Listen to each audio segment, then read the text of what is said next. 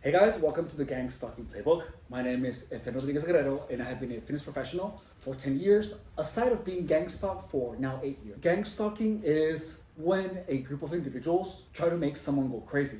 This is done in many forms. There is verbal aggression, directly and indirectly. There is sabotage, such as messing with the belongings of a target, in addition to heavy influence by these people towards the target in order to sway the target into making decisions that will work against them. To the world, the target will appear to make decisions that lead the target into destroying themselves. And if the target tells anyone, who the hell is gonna believe the target? That there's a group of people trying to influence someone to not rest, to not eat, to use a lot of substances. Gang stalking is so complicated. And even after being gang stalked for 8 years, I do not know everything. One would assume that 8 years would be enough to learn everything about gang stalking. Let's start with a theory that I have. Recently, last night, I was hanging out with 3 gang stalkers. I was unsure of 2, but one of them, I knew he was a gang stalker. And they began saying things about someone getting followed, about aliens, and a bunch of other things that led me to talk about gang stalking. And I began blabbering. There was something in the air that told me they were recording. I do not know if they were, but it felt like it. I'm gonna tell you why. When the conversation was over, I noticed a smile on the one who was recording, who was holding the phone, and he put the phone away. Before I left though, I said, I am so sorry about my blabbering. When I am drunk, I talk a lot about things that don't make sense. Sorry about all the nonsense that I just said. And one of them expressed concern and he asked me, but what you said here, what you just told us was true though, right? And I said, no, I have no idea what I said. A lot of these things when I drink are just stuff that I made up. The truth is that I sprinkled in a couple of truths between a lot of things that made no sense. Here's the kicker though. This exact same scenario happened to me before. And as soon as I said, oh, I blabber a lot when I'm drunk, I don't believe anything that I said, that's just a bunch of BS. Someone else asked me the same question, but what you told us just now, or what you told me just now, was truth, right? And I said, oh no, it's a bunch of BS. Which leads me to believe, or to question, were they actually recording? I am questioning this, because in the very beginning of my gang stalking situation, I had the same uneasiness of someone recording. And this first time where I had that uneasiness of someone recording, what I said during that time had to do with body language. How the facial expressions and the body of a person doesn't lie. And for the first 7 years of my gang stalking operation, more like 6 years, I realized that my gang stalking operation was successful because gang stalkers use their body language and their facial expressions to feed me the narrative of gang stalking. I do not know, or better said, I do not remember what came first, the facial expressions or the recording. I am pretty sure, however, that the recording came first. This is why this is a theory. Gang stalking operations may be customized. I am about 90% sure that the recordings came first before I began seeing the facial expressions. For the longest, gang stalking had no facial expressions, none. And all of a sudden, every time I looked at a gang stalker, they would make a facial expression. That observation of my gang stalking operation began to include facial expressions only after I began talking about it. In addition, to have 2 different gang stalkers, 2 different times, display concern when I made the comment, oh, what I just blabbered was nonsense. Don't believe any of that. And the reactions that I got from those comments, all of those experiences are pointing out that gang stalkers will use the things that you tell them and make it part of your gang stalking operation. Is it a fact? I have no idea. But I left a trap. During the beginning of my gang stalking operation, when gang stalkers began applying everything that I had said during the times that I felt I was being recorded, I came to that conclusion. I honestly have no idea how was it that all of a sudden I began talking about gang stalking with people that I didn't even know. Actually, I remember one person having these facial expressions whenever I said anything about gang stalking. And the expressions were expressions of amusement. Not amusement, but amazement. And I felt like I was being a badass because what I was saying was amazing someone. So I kept blabbering. But there was never any subtle facial expressions nor physical movement used to express emotion. Maybe only the evil grin. It's been such a long time that I cannot tell you with certainty, like I have told you everything else. However, the fact that two different people at different places asked me the exact same question and demonstrated concern whenever I said that my blabbering was just stuff I made up points to me that the recordings are used to supplement things to your gang stalking operation. Also, I left some traps. I said some things that make no logical sense the second and the third time that I felt I was being recorded. These things are traps. And if any of them are used by gang stalkers, I will know with certainty that in gang stalking, what you tell them in regards to how to identify if their emotions are fake or real, or anything that you claim to know about gang stalking, anything that you share with them, if you share with gang stalkers things that will help you, such as the body movement, the facial expressions, anything, this information can be used to supplement the gang stalking operation. This thing was wildly effective because I literally lived in a reality where everyone was a gang stalker. It felt to me like everyone was a gang stalker. I literally was in another reality. If gang stalkers know how you think, they can literally manipulate your thoughts. If they know how you perceive the emotions of people. For example, when I was talking about facial expressions, a flash of anger on the face, the physicality of an emotion of anger, these expressions were used and it was wildly effective to build an alternate narrative to my reality. These little tricks were so powerful that a lot of my actions were controlled by them. Even the actions worked in my favor. For example, when I was in the shelter, I used my iPad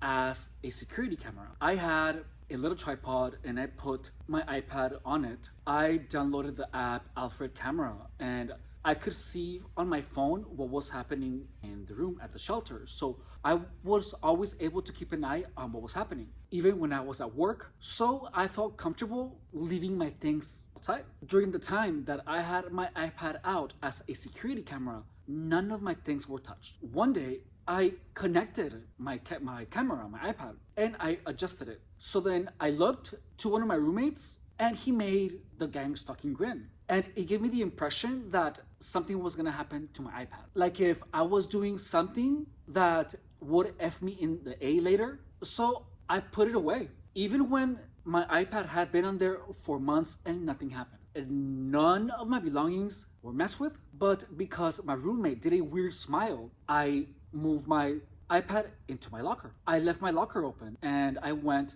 to get some water. When I came back, some of the things from my Nintendo Switch were missing. And for a couple of days, my things were being moved and a pair of Prada glasses were stolen from me. And look, I know it's a shelter. And yeah, things are going to get stolen. But when you are a target, things are going to get stolen. Not a little bit, but a lot. People are going to constantly be moving your things. A bunch of people are trying to actively give you anxiety. Using the iPad as a security camera had worked well. It protected my belongings, it gave me peace of mind, and it also prevented gang stalkers from messing with my things. But one little evil grin made me forget all about that, and I took away the only thing that was keeping my belongings safe. From this experience, I have two new strategies. The first one is to never talk about gang stalking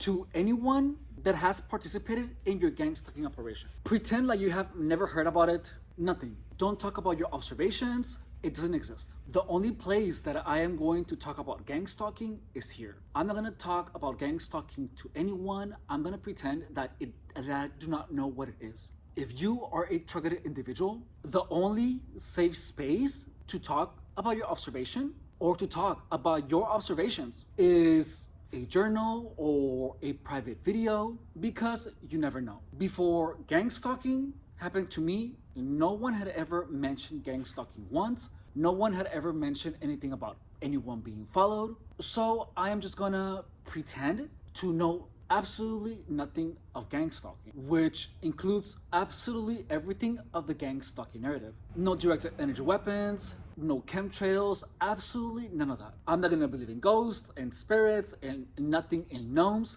demons, whatever. Or I can just pretend to believe in everything that is being said to me without acknowledging anything about gang stalking. For example, yesterday, one of these guys was trying to convince me that there were gnomes in his backyard, or he experienced that or whatever. And when I said, I don't believe anything of that, he began saying, oh really, you don't? He began swearing this to me a little bit too much, to the point where I felt pressured to believe it. Later, I thought to myself, well, if I just say, oh really, oh that's crazy, and pretend like I believe everything that is being said to me, no one is going to try to convince me of anything. There will be nothing to resist from the outside. I'm just going to have to pretend to be gullible. Pretending to believe something that I don't feels so strange to me. Or pretending not to know something that I do know. I am the type of person that enjoys teaching, and my pretend muscles are weak as hell. I almost feel like being untrue to myself by pretending to believe something that I don't. But when you think about it, that is a form of self-control. I will actually build a facade and have my consciousness in it. In addition to that, I have a brand new strategy to deal with the gang stalking facial expressions, which is simply to disregard their existence. Whenever I am doing something that I want or something that is benefiting me, and some gang stalker makes the gang stalking grin, I should do the thing that I'm doing because it's gonna benefit me, or because it's something that I want to do. The best things have happened when I have taken that action. For example, stupid me, when I got monetized in this channel, when I began getting monetized, I told all my coworkers, and all my coworkers were like, let me see. And when they saw it, when they saw the money that was coming in, which was cents at the time, they did the gang stalking grin. I cared more about doing something that would benefit me and other people over how these people can use these videos. I did this because it was something that I wanted and that I knew that it was for my benefit. That was clear. And it was so clear that the channel is still here more than 1 year later. It has been one of the best decisions I made. And I remember that when I saw the grins from my coworkers, I began wondering, is this YouTube thing really a good idea? The time that I was in my car, I remember that I pondered the question, how can this F me over? And I began imagining all kinds of scenarios where gang stalkers will be looking at my video and use them for information or whatever. When you take gang stalking out of your decisions, only then you start making the right choices. A lot of times I put my belongings easily available because of gang stalk. Someone did an evil grin when I was putting my things away. Well, countless of decisions that were genuinely stupid. I should have thought, well,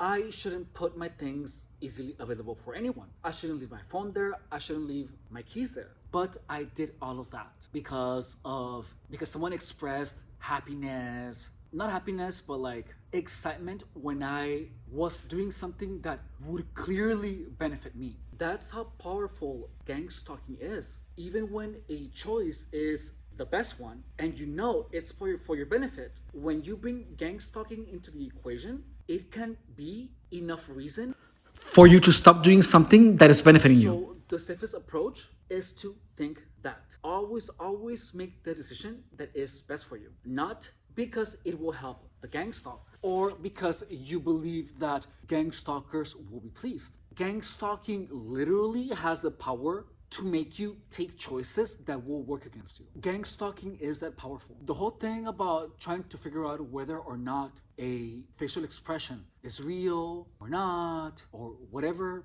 that requires way too much thinking and really, really good vision. There are so many intricacies. There is a spectrum of levels of emotion. There is the fake ones. It's a cluster F. And the most efficient approach is to always do what is best for you. You have to take gang stalkers outside of the equation. You have to think of your decisions like you used to before gang stalking. Consider the fact that you are most likely the only person with your own best interest, and there is a lot of people around you that have no morals. The best route is always to prevent and prepare for the future. I mean, prepare for the worst. No, wait. Prevent for the worst type of people and prepare for the future, day in, day out. Additionally, it is not normal for people to be react to everything that you say. Yesterday, during my encounter with my friends, I began talking about brainwashing. I also began talking about the experiences that I've had where I saw pictures of me that I had never seen before in someone else's phone that I had just met. This person was expressing anger and amazement, but they did these expressions only when I looked at them. So then I said, "You guys look tired," as I looked towards them. And when I said that, they expressed tiredness right when I was looking at them. There was an effort that they did to look tired. When I said, "You guys look tired," at this point, I feel that there is a conditioning, I guess you can call it, where gang stalkers will wear their emotions on their face, or whatever emotion follows the narrative. For example, if I say, "Oh, gang stalkers are stupid," then they're gonna look mad. Or if I say, "Oh, gang stalking is so stupid," I meant to say, if I say something along the lines of, the way that the gang stalkers communicate is by doing hand signals.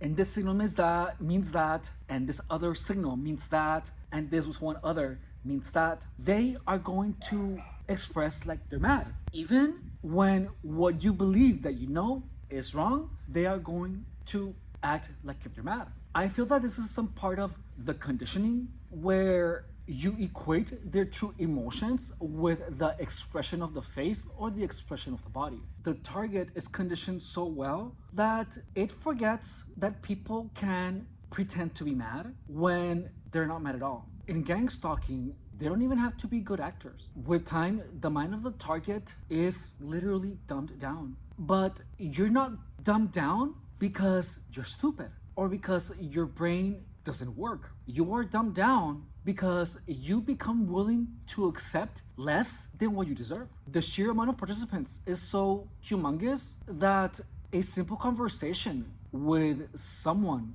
next to you who's also in line for the cash register at Trader Joe's becomes the highlight of your day. When you're a targeted individual, most people that approach you have ulterior motives. Genuine people become really scars. It is a literal shift in reality. It's crazy. When you're a targeted individual, people don't approach you because they want to know who you are, but the people that approach you is because they already know who you are and they want to F you one way or another. How I deal now with reality is that I automatically assume that everyone is trying to F me, and the moment that they do something that isn't what we agreed, or something that points out at any ill intention, I become extremely cautious. I don't accuse anyone, but I'll make sure there's no expensive things in sight. I also make sure that my phone, my wallet, everything that I own that can be easily taken is put away. I have to prepare by assuming that people who try to meet me are the worst, which is awful to say, but this is what has worked for me. Only after I made those changes, nothing has been stolen from me because I don't allow anything of any value to be accessible to people. Before gang stalking, I used to trust people. I stopped trusting the moment that people I used to trust did crazy things to me. I mean, imagine how it feels when someone who you trust feels a freaking toiletry bag, if even someone who you trust steals from you. Now imagine how you're gonna feel when it's someone you are going to meet. It's already difficult in a world where there's simply all kinds of people. Now imagine that and add gang stalking on top. It literally becomes impossible to be comfortable. The best comfort is to be by yourself. There is one more observation that I made. This observation was yesterday. I went on Snapchat and I began saying hi to a couple of people. Only two people. Both of these people immediately began talking to me about PMP, drugs, SEX. They began sending me eggplant pictures and they began talking about drugs and shooting up right from the get-go. Both of them.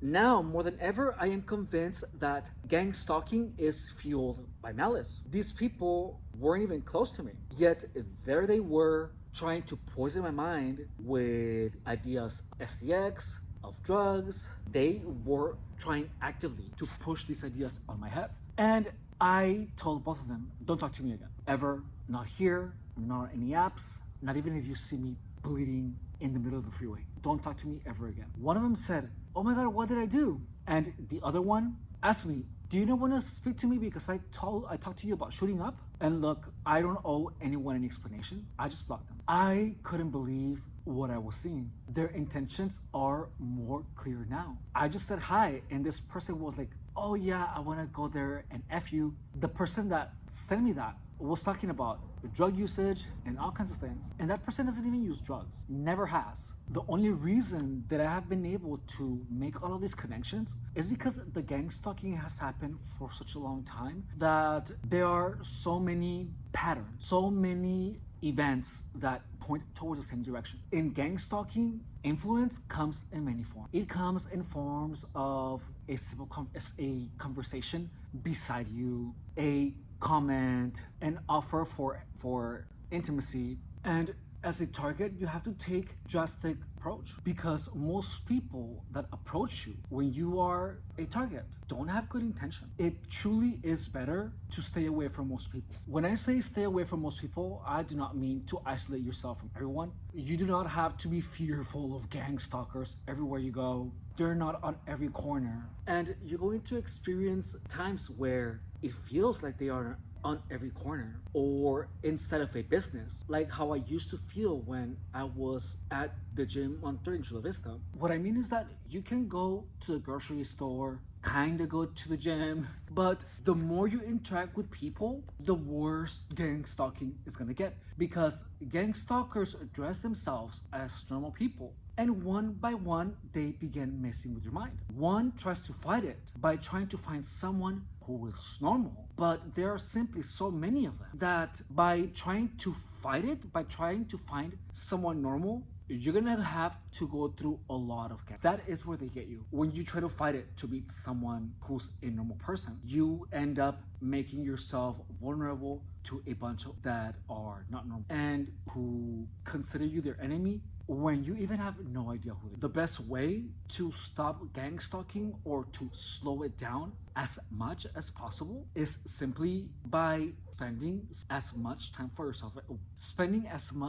by yourself as possible and putting your mind into something that is useful, that is beneficial. That's it. Anytime that I have done something where there are more people involved, including the gym, including work, including my live streams, there are gang stalkers. On the live streams, I get called a pedo, I get called a degenerate, things that are atypical to be an insult. And they are atypical because to call someone a degenerate, you have to know the person, or it implies that you know the person. Same thing with pedo. And I've never engaged in such behavior, so that comment is ill-intentioned. I've never done such activities. I have never had anything to do with that. I'm not gonna be defending myself against that because I don't have to. But people don't randomly start calling you a pedo unless you're a target of gang stalking or unless the person wants to demoralize you, which means that it's intended